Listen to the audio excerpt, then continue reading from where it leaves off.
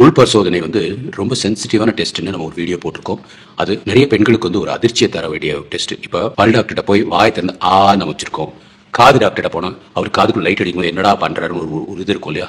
அதே மாதிரி உள் பரிசோதனை வெஜைனால லைட் அடிச்சு பார்க்கணும்.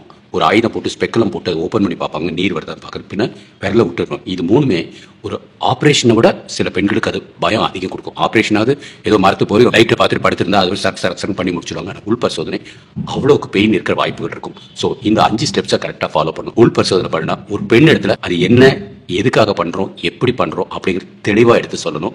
அது 40 வயசு பெண்ணா இருந்தாலும் சரி, 18 வயசு பெண்ணா இருந்தாலும் சரி. ரெண்டாவது, திருமணம் ஆகாத பெண்கள், உடலுறவு செய்யாத பெண்களுக்கு உள் பரிசோதனை கட்டாயம் செய்யவே கூடாது.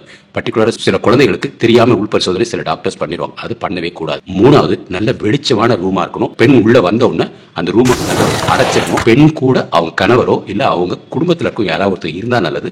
அப்படி யாரும் இல்லையா, ஷேப்பரோன்னு சொல்லுவோம். ஸோ உங்க கூட ஒரு ஸ்டாஃப் நர்ஸோ இல்ல இன்னொருத்தர், ஒரு ஆள் தனியா வந்து உள் பரிசோதனை பண்ணக்கூடாது. பெண்ணும் தான் அப்படின்னு நினைக்காதீங்க.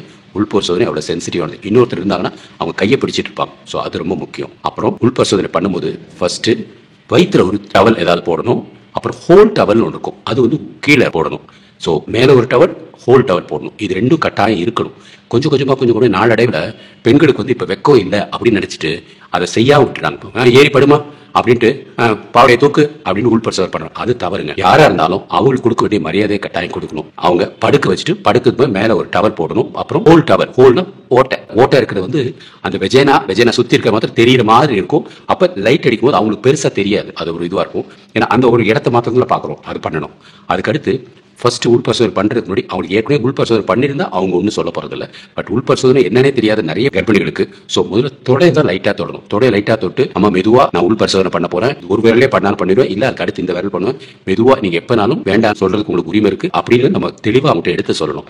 எடுத்து சொல்லிட்டு மெதுவா அந்த இடத்த தொட்டு பார்க்கணும். அப்படி ஒரு ஃப்ரீஸ் பண்ணுவாங்க. அதுக்கப்புறம் மெதுவா நல்லா மூச்சு எடுக்க சொன்னா நல்லா கொஞ்சம் ரிலாக்ஸ் பண்ணிட்டு லைட்டா உள்ள விட்டு பார்க்கலாம். ஸோ அது விடும் போதே வந்து சம்டைம்ஸ் பெயின் இருக்கும். ஏன்னா 140 பெண்களுக்கு அது சின்ன வயசுலயோ இல்லாட்டி ஏதோ ஒரு காலகட்டத்தில் ஏதாவது ஒரு ட்ரோமா இருக்கும். வெஜைனால ஏதாவது ஒரு அதிர்ச்சிகள் ஏதாவது இருக்கும். அதாவது யாராவது தொட்டிருப்பாங்க, ஏதாவது விளையாடி இருப்பாங்க, தவறான இது நடந்திருப்பாங்க. ஸோ அதெல்லாம் வந்து அந்த நேரத்தில் அவங்க வந்து ஞாபகம் வரதுக்குள்ள வாய்ப்புகள் இருக்கும். அது ஞாபகம் எல்லாம் வந்து அந்த இடத்துல அவங்க கஷ்டப்படக்கூடாது இல்லையா?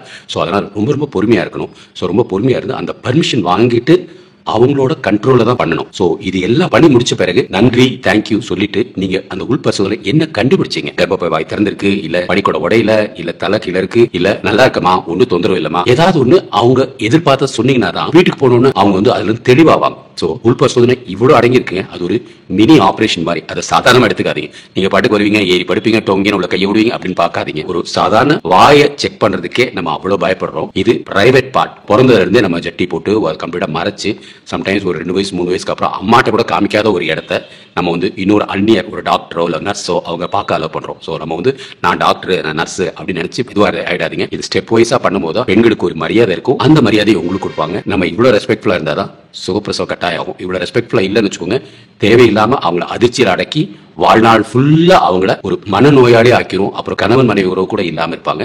நிறைய பேர் அடுத்த குழந்தைய வேண்டாங்கிற சிந்தனை கூட வந்துடுறாங்க. சோ உள் பரிசோதனை இவ்வளவு இருக்குங்க. பொறுமையா இது பண்ணுங்க. இதெல்லாம் முக்கியமான விஷயங்கள் இருக்கு. நிறைய ட்ரைனிங் இருக்கு. உங்க ஹாஸ்பிட்டல் அந்தந்த ஹாஸ்பிட்டல் ட்ரைனிங் வைங்க. இது ரொம்ப சென்சிட்டிவான விஷயம், வெரி இம்பார்ட்டன்ட். இதை கரெக்டா பண்ணும். தமிழர்களை நாம் காப்போம். வெஜைனா பத்தி இன்னும் டீடைல் இந்த வீடியோ ஃபாலோ பண்ணுங்க.